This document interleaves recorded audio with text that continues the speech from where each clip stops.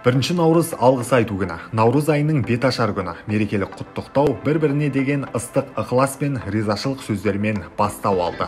Көктемнің алғашқы мерекесі еліміздің барлық аймағында аталып өтуде. Мерейлі мереке Жамбыл жерінде таң сәрден басталды. Облыс жастары қала тұрғындарына мерекелік көңіл күй сыйлап, дәстүрімізді дәріптеп, аналарымызға орамал, гүл, тақия сынды сыйлықтар таратты. Бұндай мерекелік шаралар қала, аудан көлемінде де жалғасын таппақ.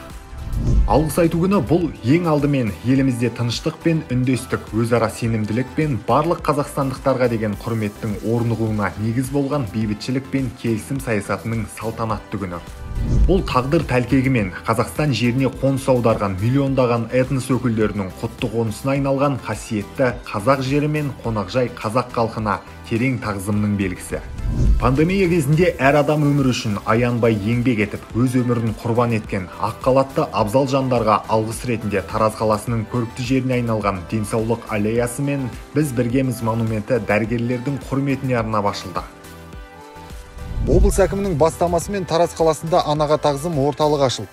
Бұл игі бастама тарихта өнегелі өмір сүрген, бүгінгі күні еліміздің дамуына сүбелі үлес қосқан аналарға зор құрмет, айтар алғысымыздың негізгі нышаны. Бүгінде бұл орталықта облыстағы батыр да дана аналарымыздың өнегелі өмірін жалғастыру бағытында жемісті жұмыс атқарылуда. Жобаның игілігін көріп, шарапатына бөленіп жатқан әулиеталық аналарымыздың да алғысы шексіз.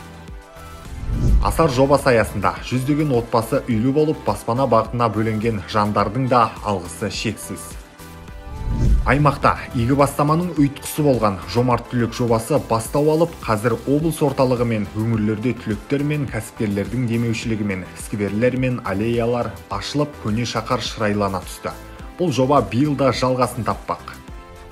Бірлігі бекем, тірлігі көркем Жамбыл облысы көркейе берсін.